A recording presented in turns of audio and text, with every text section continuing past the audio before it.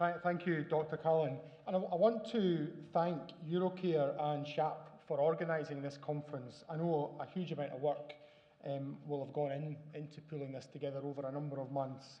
It's a hugely important event and one which Scotland is proud to host. The First Minister, Nicola Sturgeon, was due to join you today, but she's been unavoidably had to travel to London for a series of urgent meetings. Given her previous close links with alcohol policy, she was particularly disappointed not to be able to join you. But I'm sure that this audience, perhaps more than most, will understand. First, that Scotland's future place in Europe is of paramount importance. And second, that discussions are required immediately to ensure Scotland's needs and best interests are fully taken into account at this critical time. The First Minister sends her very best wishes and success for this conference. However, I'm absolutely delighted to take the First Minister's place today, joining delegates from over 20 countries, and I want to warmly welcome you all to Scotland. The theme of the conference, Enlightened Alcohol Policy for the 21st Century.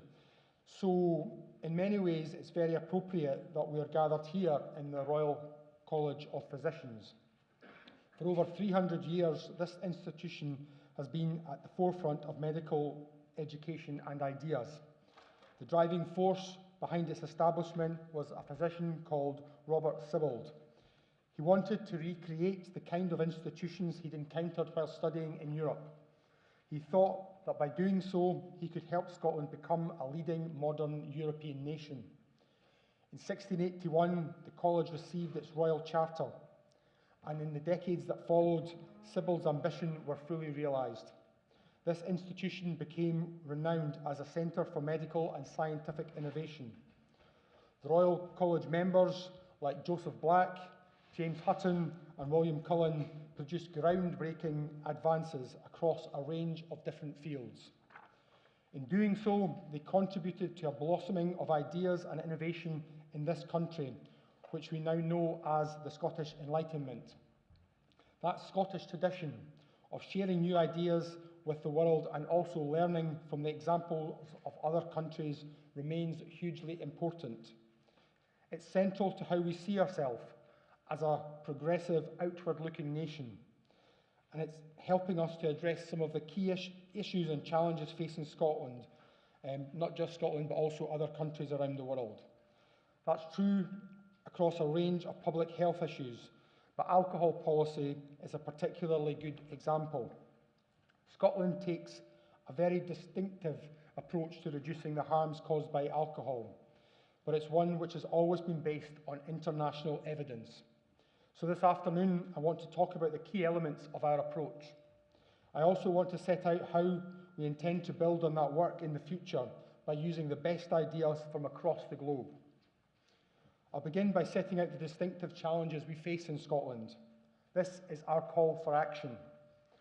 We're not unique in having a troubling relationship with alcohol, but we are unusual, particularly amongst Western European countries, in the severity and the extent of this. Since the 1980s, we have seen substantially increased alcohol consumption in Scotland and consequently high levels of alcohol-related harm. Last year, Scots bought enough alcohol for adults to drink nearly 20 units of alcohol a week. That's equivalent to 40 bottles of vodka and around 100 bottles of wine in 1 year. It means that on average, every adult in Scotland is drinking 40% more than the UK-wide lower risk guidelines of 14 units per week. UK consumption is almost 80% higher than the global average and 16% above the European regional average. And Scottish consumption is 14% higher than England and Wales. Let me put this plainly. Due to the higher risk drinking, it's likely that 6 people will have died and 195 people will have been admitted to hospital during the 2 days of this conference. These consequences affect some sections of our population far more severely than others. Alcohol-specific deaths are nearly 7 times higher in the most deprived decile compared to the least deprived decile, whilst hospital admissions are nearly 8 times higher. The evidence is very clear.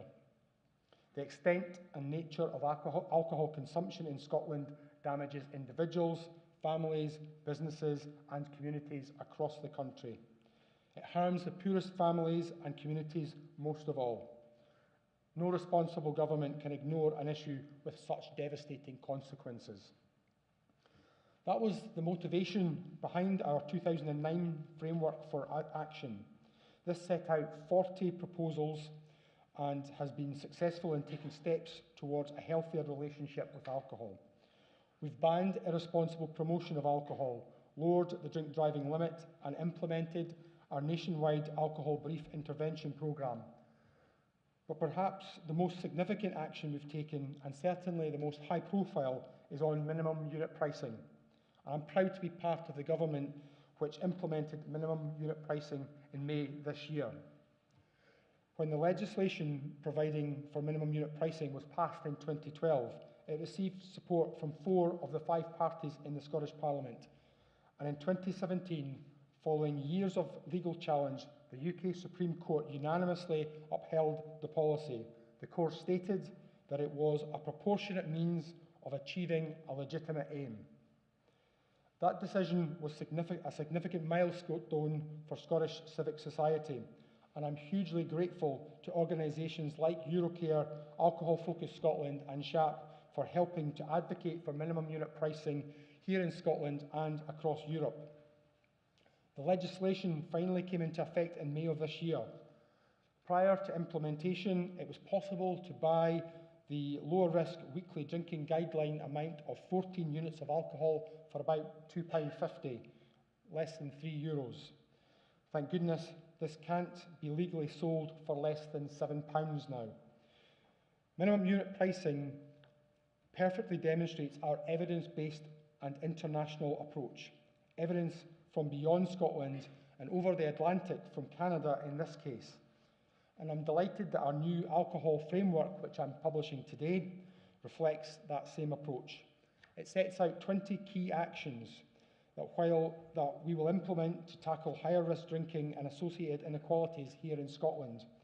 And crucially, each of those has been informed by the very best policies, ideas and research from around the world. Our new framework endeavours to bring about a cultural transformation to reduce alcohol-related harm.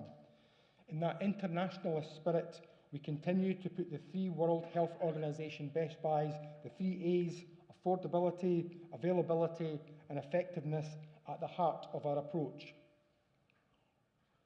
On the first A, affordability, the new framework commits us to monitor and robustly evaluate the minimum unit pricing over the 5 years of operation. This is rightly an independent process. NHS Scotland is leading a wide-ranging evaluation programme covering alcohol sales and consumption, hospital admissions and deaths and economic impact. Now, over the past few months, we've seen various media reports and about market adjustments. Obviously, we will need robust data on total alcohol sales over the longer period to truly assess the policy's full impact. It is responsible and right to wait until we have a strong evidence base before commenting on impact. The legislation also requires us to review the policy at the end of the 5-year period. However, we want to ensure that in the more immediate term, the unit price ensures that alcohol, particularly high-strength alcohol, does not become more affordable. We need to keep the 50p rate under review and take account of a number of factors such as inflation, wider economic conditions like growth and market reaction. It's affordability that matters, not simply price. So I'm announcing today that we will review the minimum price after 2 years in May 2020 to ensure that we are continuing to meet that affordability challenge. On the second of the 3 A's, availability, the World Health Organization recommends operating and enforcing a system to regulate the public availability of alcohol. We have a well-established alcohol licensing regime which operates at a local level. Protecting and improving public health is one of the 5 overarching objectives of the system. I'm committed to ensuring that the public health objective is being operationalised as this is crucial to reducing consumption and preventing alcohol-related harm. I'm in close and regular contact with Ash Denham, the Minister for Community Safety, who is responsible for licensing overall. It's crucial that we work across government portfolios to ensure the effective operation that we all want to see. On attractiveness, I'm clear that there is a compelling case for taking an approach to alcohol advertising that protects children and young people. A vast and growing body of evidence demonstrates that alcohol advertising seen by children and young people is associated with both starting to drink alcohol and with drinking more alcohol. We know that children find alcohol marketing appealing and that their awareness levels are high. Evidence demonstrates that Scottish children as young as 10 can readily identify alcohol brands, logos and characters from alcohol advertising. In that particular study, 9 out of 10 children recognise a particular beer brand, a higher recognition rate than a leading brand of crisps, biscuits and ice cream. So that's quite telling. We know that alcohol advertising is effective in linking particular brands to attitudes and values. For example, in another study, Scottish children aged 14 to 17 linked a particular beer brand with watching football, a rum brand with holidays, and a cider brand with drinking outdoors and barbecues. So what can we do to reduce this level of awareness and exposure? Children spend a large amount of time watching television, and this is a constant source of exposure to alcohol imagery for young people. It's particularly worrying that commercial adverts for alcohol are commonly aired before the 9 p.m. watershed and in cinemas at under 18 films. Regrettably, powers over TV and cinema advertising are out with the control of the Scottish Parliament. The UK Government has recently announced plans to introduce a 9 p.m. watershed on TV advertising of products high in fats, sugars and salts as part of their work to reduce childhood obesity. I agree with that approach, but if that's good enough for food advertising, it's good enough for alcohol advertising. I intend to write to the UK Government on this issue, urging them to take action.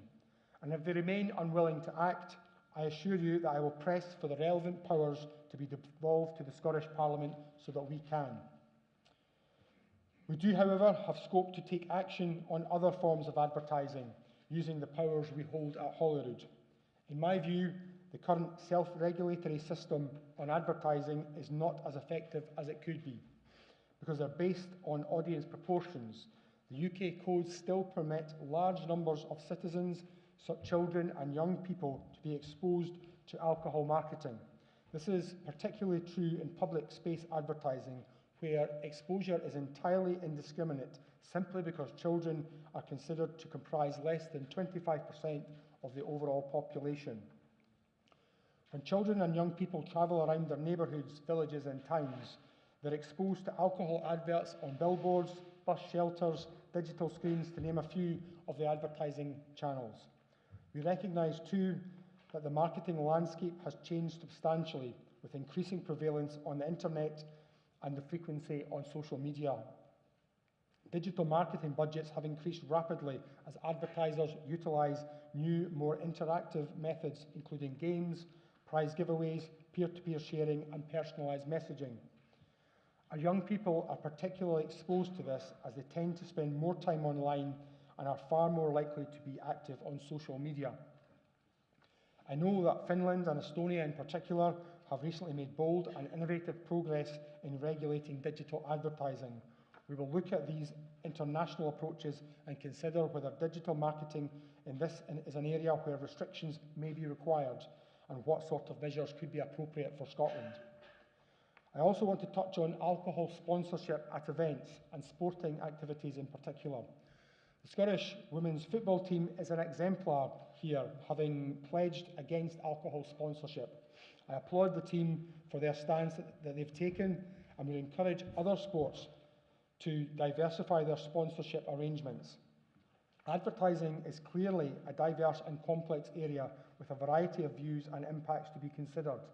In a new framework, I'm committing to consulting on the appropriateness of a range of measures, including mandatory restrictions in 2019. And I look forward to a healthy dialogue with you all and many more stakeholders, no doubt, in the new year. As well as considering restrictions on advertising, we must encourage positive health messages in order to empower consumers to make informed and healthy choices. People have a right to know the harms associated with alcohol, such as liver disease, heart disease, and cancer. Providing information on labels is a crucial and effective way to give people health information and advice that informs choice. I know that amongst other measures, Ireland has just passed legislation to mandate health warnings on labels, and we're watching progress with interest. In Scotland, some, but not all businesses, are taking a responsible approach and providing the Chief Medical Officer's lower drinking guidelines on labels. We'll continue to press all producers to place health information, including the CMO guidelines, on labels by September next year. If progress is not made by then, I can confirm today that we will be prepared to pursue a mandatory approach. I want to touch briefly on other measures which make an impact. A few weeks ago, the World Health Organization announced its new Safer initiative, which endorses and includes the 3 A's, but highlights other measures being equally important. These are drink driving measures, brief interventions, and effective treatment and support. We fully support the safer approach and continue to take action in these areas. In 2014, we reduced the drink driving limit in order to increase road safety and bring Scotland into line with the majority of European countries. Scotland's Alcohol Brief Intervention Programme is evidence-based and cost-effective. It aims to reduce the requirement for more costly alcohol-related treatments later on. And we've seen excellent progress with over 800,000 interventions delivered across a range of services and settings, from primary care and antenatal to community-based services and criminal justice. The importance of ABIs is reflected in our new framework. In addition to preventing alcohol-related harm from occurring, we must treat those experiencing harm with respect and support them in their recovery journeys. Our new alcohol and drug strategy will set out our ambition for Scotland to be a country where everyone has the information, support and treatment options they need to aid them in their recovery. It will be supported by an additional £20 million per year until 2021, building on the £746 million we have invested in alcohol and drugs since 2008. This further strategy will combine both drugs and alcohol treatment and recovery together for the first time. I look forward to seeing more about that in the weeks to come. Tackling health-related harm will also drive improvements on 2 of our overarching alcohol policy priorities: reducing inequalities and protecting children and young people. I've already set out the stark social gradient on alcohol-related harm in Scotland, but it merits repetition. You're 7 times more likely to die from alcohol-related harm if you live in one of the most deprived areas of Scotland, rather than one of the least deprived. Taking action to reduce alcohol-related harm will therefore help to close the barrier in the broader inequality gaps. However, inequalities are also a significant driver of higher risk drinking as well as drug use. The circular nature of this relationship means that in order to achieve improvements in population health, we must drive whole-scale change at a deeper level through changing the conditions that often cause people to drink at higher risk levels. In other words, tackling determinants of health such as poverty, lack of suitable housing and unemployment. The measures we are taking as a government to address income inequality, such as investing in affordable housing, providing free school meals, and continuing commitments like free prescriptions and free personal care are examples of that deeper approach. My vision of public health involves working across government to tackle head-on the inequalities to our society, which can mean vulnerable people suffer most proportionately. I'm determined that we will make progress on this. Protecting children and young people is also crucial. As you'll be aware, we have seen some encouraging trends regarding young people drinking less. However, we know we have to do more. and we're taking forward a range of activity to make further progress.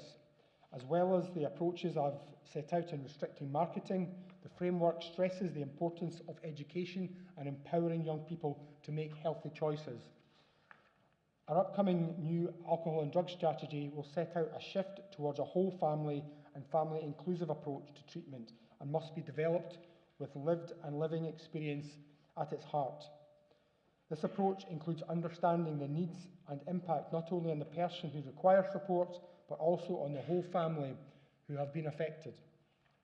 Working constructively with whole families at an early stage can prevent the need for later crisis interventions and protects children and young people from harm. As well as protecting children and young people from harm, we will ensure that they are at the heart of decisions which affect them.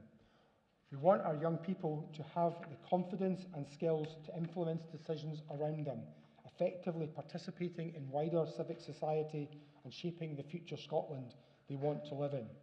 Policy must be developed with young people and not imposed on them. That's why the framework contains an overarching action to put the voices of children and young people at the heart. I'm confident that the measures Scotland is taking on alcohol will drive further progress in reducing consumption and the types of alcohol-related harm I've outlined. As you know, approximately 300,000 deaths each year across Europe can be attributed to alcohol, and that is wholly unacceptable. Tackling harm to European citizens on this scale is certainly a challenge, but it is not insurmountable. Yes, we need individual countries to act, as we are acting in Scotland, as our friends are acting in Ireland and in the Nordic and Baltic regions too. But also, we will gain much more through collective action. We are stronger in collaboration across a Europe of nations and internationally. Scotland wants to be at the centre of a partnership of nations, taking forward progressive action to turn around rates of alcohol harm in Europe. I hope that our new alcohol framework retains our place at the centre of this partnership of nations. I wish you all the very best in the rest of your conference. I hope it's constructive and enjoyable, and I look forward to hearing feedback on the many discussions I know you will have. Thank you all very, very much.